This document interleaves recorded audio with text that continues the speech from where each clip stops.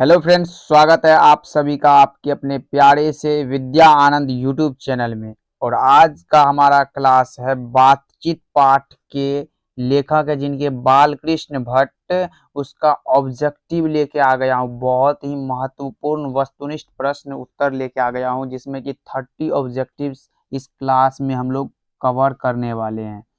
अगर चैनल पे नए हो तो सब्सक्राइब कर लीजिएगा, क्योंकि एग्ज़ाम तक हम आपके लिए ऐसे ही हेल्पफुल वीडियो लाते रहेंगे। चलिए वीडियो को स्टार्ट कर लेते हैं। बातचीत जो कि है निबंध है। बातचीत पाठ क्या है? निबंध है। निबंध है हमारा, और इनके लेखक हैं बालकृष्ण भट्ट। इतना याद रखिएगा कि बातचीत पाठ जो है हमारा निबंध है। पहला सवाल क्या कह रहा है? बालकृष्ण भट्ट का जन्म कब हुआ था?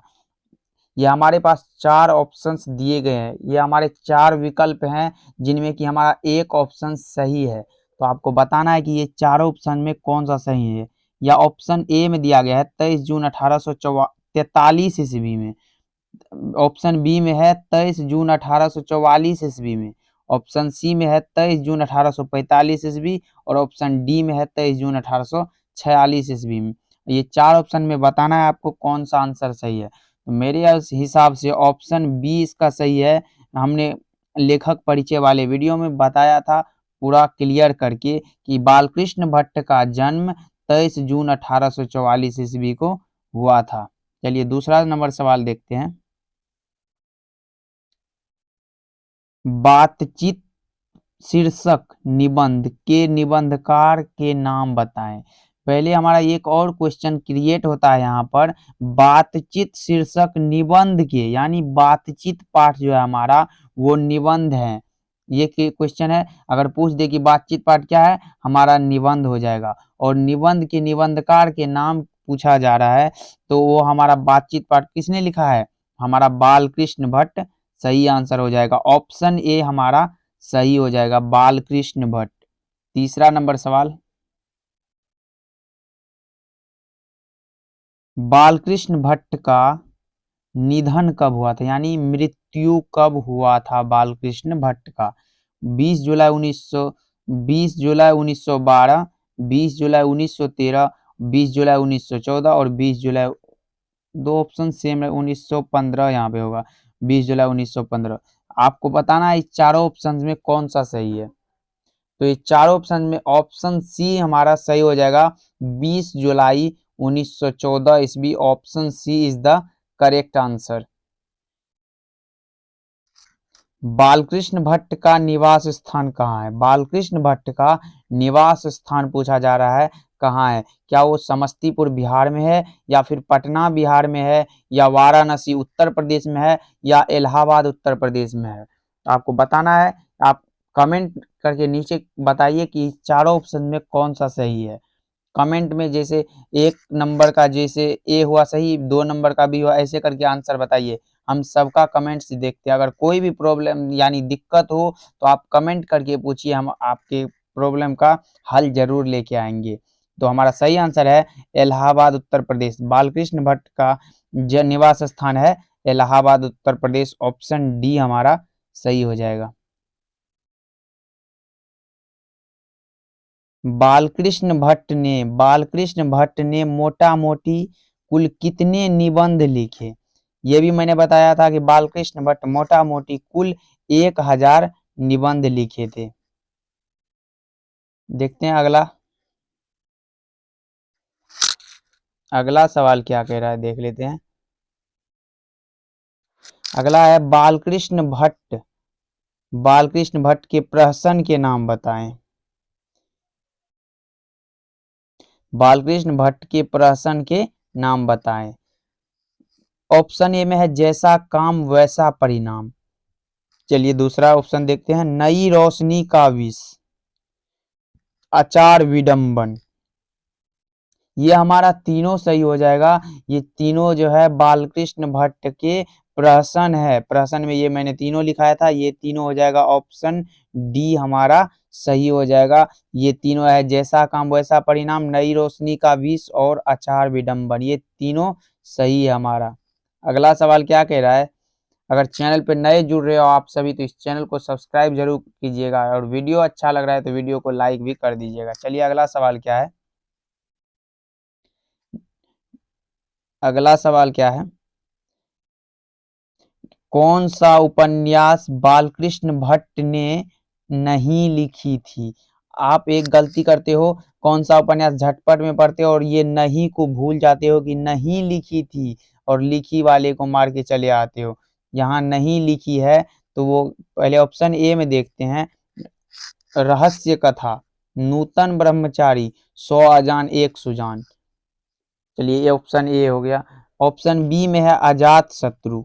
ऑप्शन सी में है गुप्तवैरी रसातल यात्रा उचित दक्षिणा।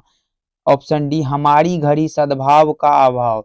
एक बात याद रखने वाली है कि ये सारे अजात शत्रु हमारा नहीं है, लेकिन रहस्य कथा एग्जाम में पूछा जा सकता है। रहस्य कथा ऑप्शन चेंज करके नूतन ब्रह्मचारी किनकी रचना है, 100 अजान एक सुजान किनकी रचना है, गुप्तवैरी किसकी रचना है, रसातल यात्रा किसकी रचना है। तो यह हमारा सही आंसर क्या हो जाएगा, बालकृष्ण भट्ट की रचना है। ये अजात शत्रु हमारा बालकृष्ण भट्ट के द्वारा नहीं लिखा गया है। अगला सवाल देखते हैं, खाली जगहों को भरे।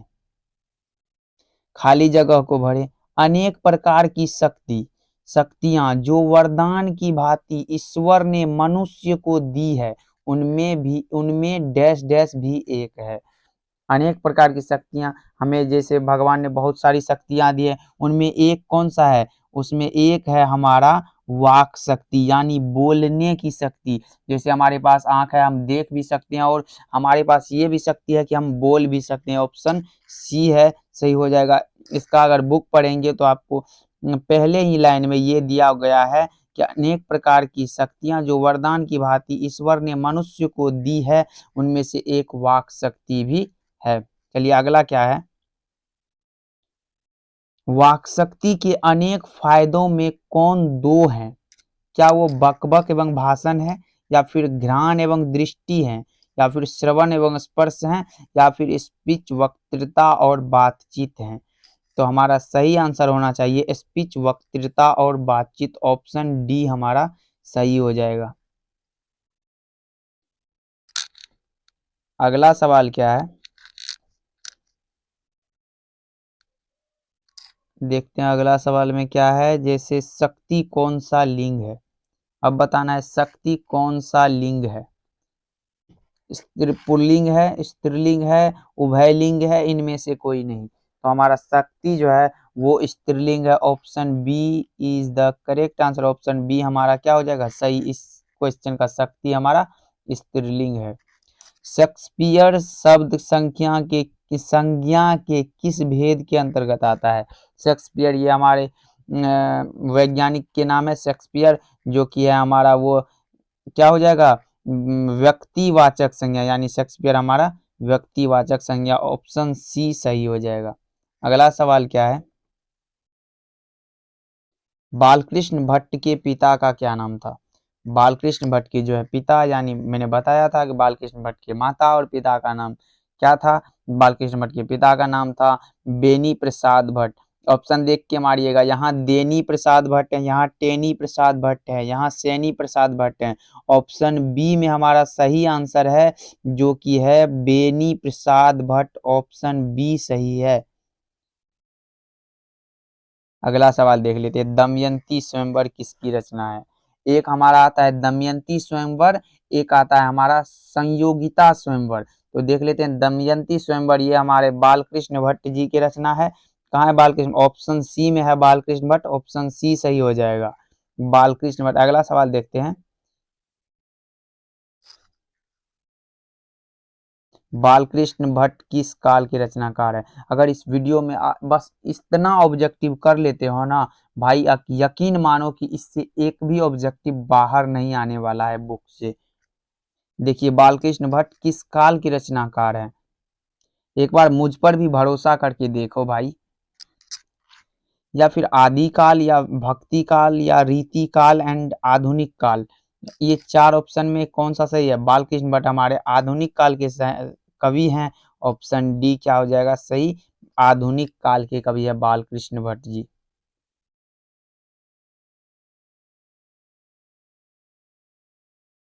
अगला सवाल है हमारा,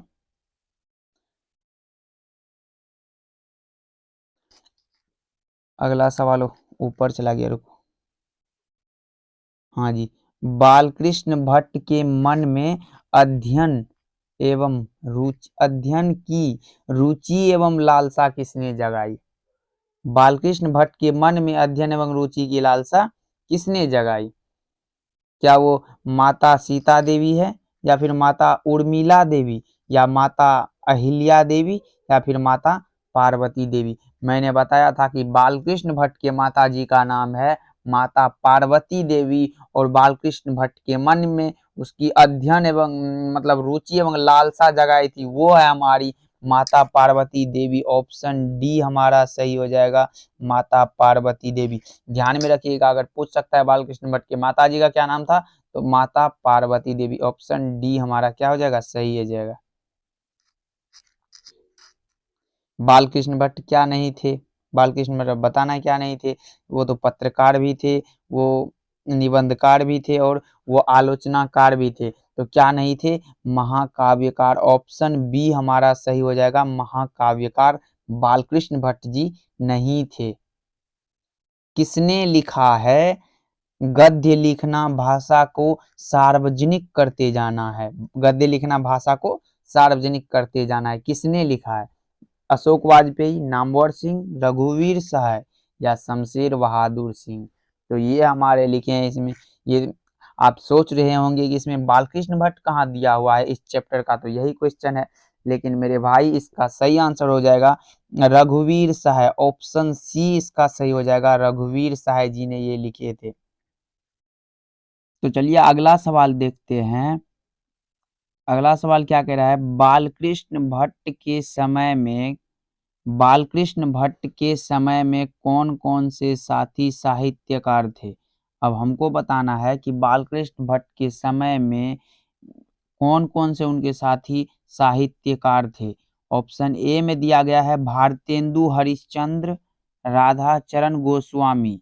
ऑप्शन बी में है प्रताप नारायण मिश्र। ऑप्शन सी में है प्रेम घन, एंड ऑप्शन डी में है उपरोक्त सभी। यानी ऊपर में जो तीनों ऑप्शन है वो सभी। तो हमारा सही आंसर हो जाएगा ये इसके भारतेंदु हरिश्चंद्र, राधाचरण गोस्वामी, प्रताप नारायण मिश्र और प्रेम घन। ये तीनों जो हैं बालकृष्ण भट्ट के समय में ये साहित्यकार थे। ऑप्शन डी हमारा क्या हो जाएगा, सही। अगला सवाल देख लेते हैं।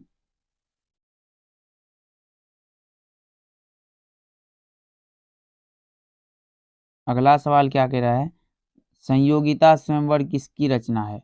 संयोगिता स्वयंवर किसकी रचना है?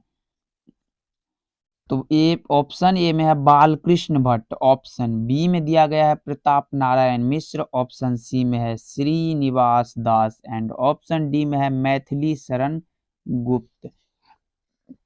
तो हमारा सही आंसर हो जाएगा ऑप्शन सी, श्रीनिवास दास। ऑप्शन सी क्या हो जाएगा, सही हो जाएगा।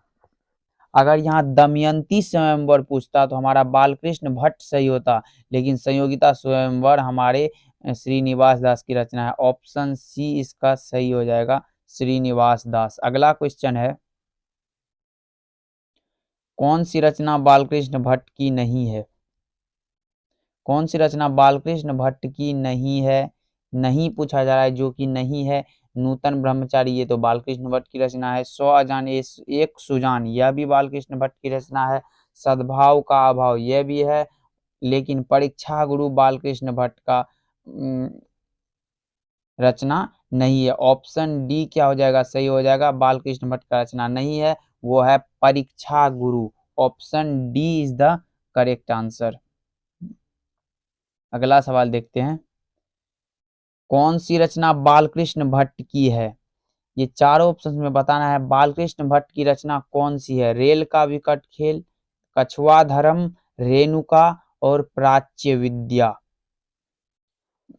तो हमारा सही आंसर हो जाएगा ऑप्शन ए, रेल का विकट खेल। ये हमारे बालकृष्ण भट्ट की रचना है। कछुआ धर्म जो है ये हमारे चंद्रधर शर्मा गुलेरी की रचना है, और रेणुका हमारे रामधारी सिंह दिनकर की रचना है। ऑप्शन ए, रेल का विकट खेल बालकृष्ण भट्ट की रचना है। ऑप्शन ए सही हो जाएगा। अगला सवाल क्या है, बालकृष्ण भट्ट बातचीत के माध्यम से बालकृष्ण भट्ट क्या बतलाना चाहते हैं?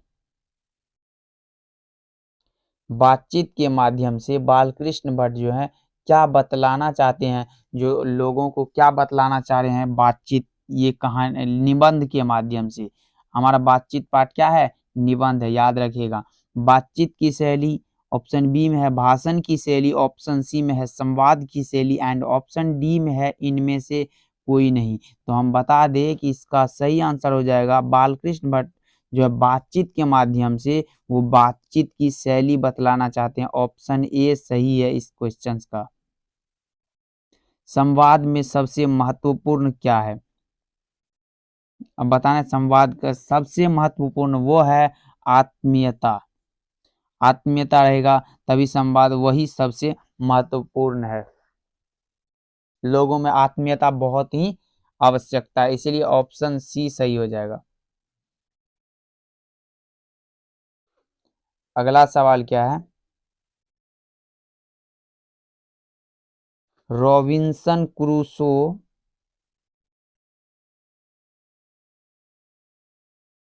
रॉबिन्सन क्रूसो ने 16 वर्ष के उपरांत किसके मुख से एक बात सुनी थी?